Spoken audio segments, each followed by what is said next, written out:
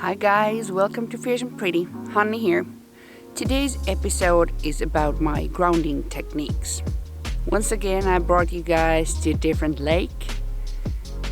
It's a beautiful sunny day. I have been complaining a lot in Instagram and to friends that I haven't seen the sun in months. And now it's finally here. The lake is frozen. It's cold today, but not as cold because it was like minus 25 for a few days. Now it's just minus 10, minus 14 Celsius. Man, that's perfectly okay. I don't know if you can hear the silence again. I love the silence that snow brings. And I think that winter is a really grounding season overall. So I don't think that any of these things that I'm going to talk about today are anything super special, but in case somebody finds them interesting or helpful, I'll tell you guys how I do my grounding. And actually, I did do grounding before I ever even knew what the fuck it was. I was 20-something years old. I was working as a medical rep back then, and I always worked in high heels. And some days I was put into kind of intimidating situations. A big room filled with professors and doctors and all these old white dudes who know they are better than anybody and practically next from God. And they wanted to test me, test my knowledge, test how fast I blush, things like that. So what I used to do back then, when they were sitting around a long table and they were all chatting, and I was having my 10 minutes when I was supposed to give them my presentation, do my job. And what I used to do back then was I started to walk around the table with my high heels. They made a snappy noise, and when I'm having high heels on, I'm 185 centimeters tall, so quite tall. And I would take control of that space by slowly walking, and I saw them getting quieter and quieter.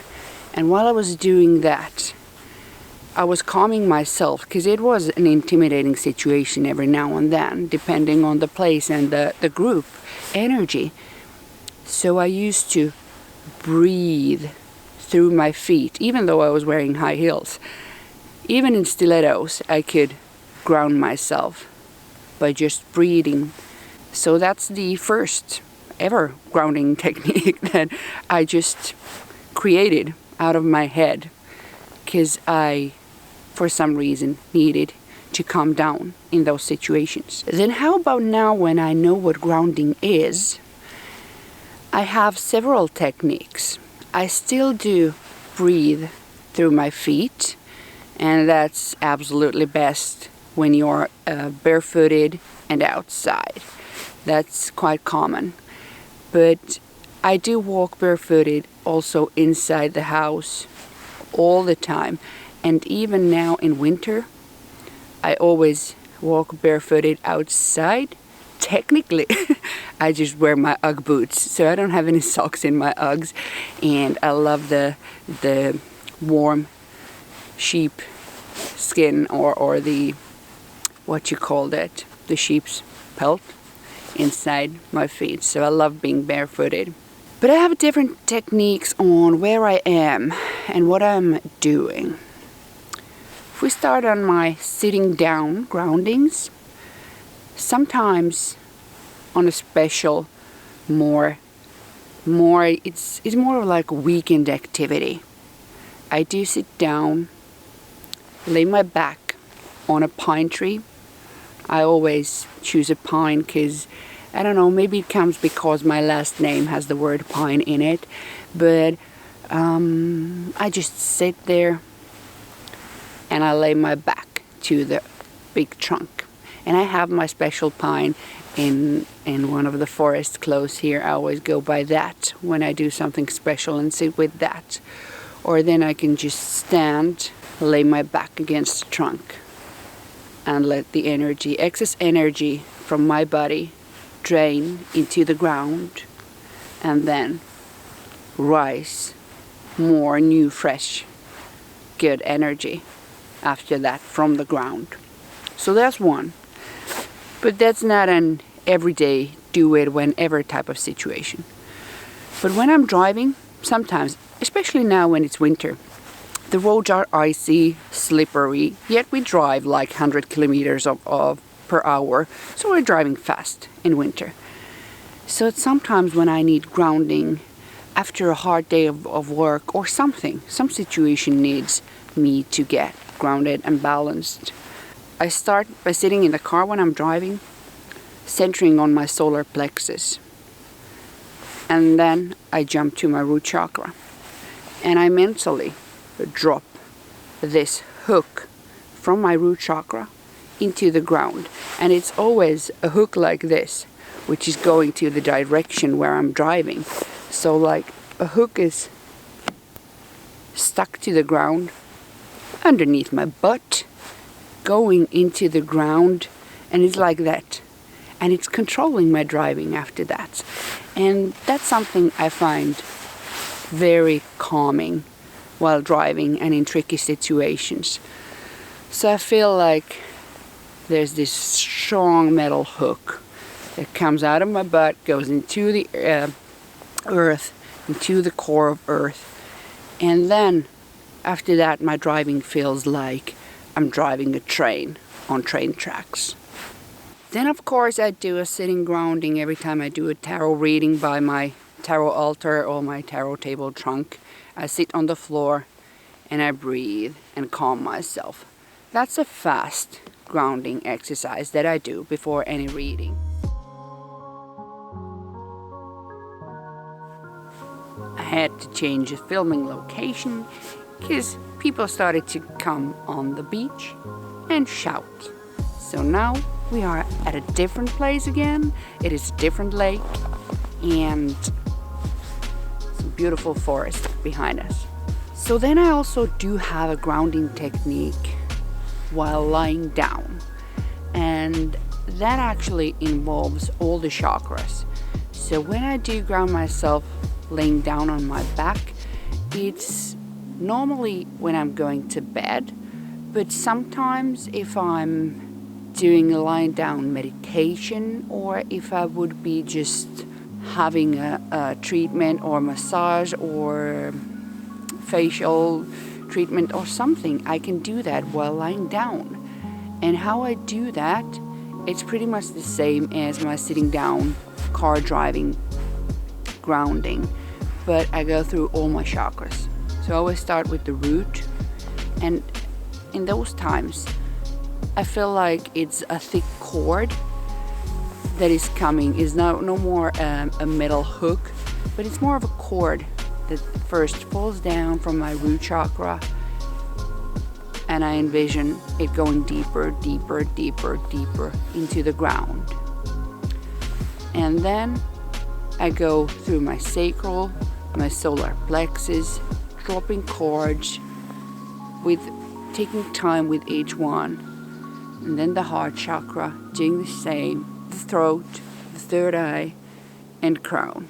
Crown is sometimes the hardest, but when you get it down, and then I start to breathe through all the chakras, up and down. So that's my lying down grounding technique, including all the chakras. But then sometimes you can't be doing grounding exercise, you can't feel that you need the grounding for the whole day, and that's when jewelry comes in handy.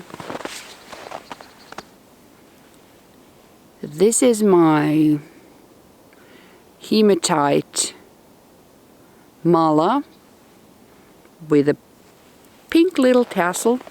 It's lovely and heavy, In the winter it gets really cold, but this is the perfect jewelry for a whole day grounding. And I have to be mindful when I wear it. It's not appropriate for each and every day to be used.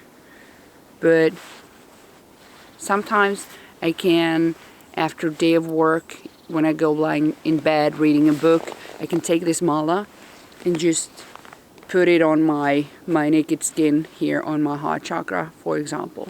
Just put it there, leave it there. And I actually the hubby really liked this mala, and he wanted his own necklace made out of hematite, and that inspired me to buy some stone pearls. I bought different types. I made a necklace. It's not technically a mala. It's more just jewelry. I made one for myself, but then I made a hematite one to the hubby. And here you can see the pictures of those. It's getting chilly out here. Need to close my jacket. It's pretty, but also pretty chilly. Then, like a hematite jewelry, I can also use a stone. I never use crystals. I don't have big. I have one little black obsidian, but that's not so much for grounding work to me. But then I have a stone that I got from my daughter when we were up in Lapland, and this is just a stone from the nature. I don't know, even it may be granite or something, but I love the shape of that one, and if I need grounding I can have it in my pocket. So wearing jewelry or carrying a stone with you are kind of easy techniques to be reminded and be grounded without nobody else seeing you doing anything weird. And one quick kind of grounding type of thing that I do, it's more of getting quickly rid of sticky negative energy, is by shaking like a dog. Exactly how my dog does it. I think she's just itchy, but I get itchy in some situations, and I just shake it all off. That's a quick way of just getting your own energy cleared fast. No smudging, no nothing, and that helps. After that, breathing in and breathing out. Quick grounding, quick like freshening up. And if you would ask what's my favorite type of grounding, it would definitely be in nature. Like this moment here, just hanging with this pine tree, no human beings around, the insanely fresh air. In the winter, I don't want to sit in the snow. If it would be summer, I would be sitting. But just getting in tune with the tree, with the nature. And in moments like this, I realize that we are just small, insignificant creatures. These old pine trees have been here long before me, and they will be here when I'm gone. I'm just a visitor, and I love it when they share their wisdom and tell me to just calm the fuck down, take it easy. There's no muss, no fuss. All is well. All is good. And I guess that's the aim of all my grounding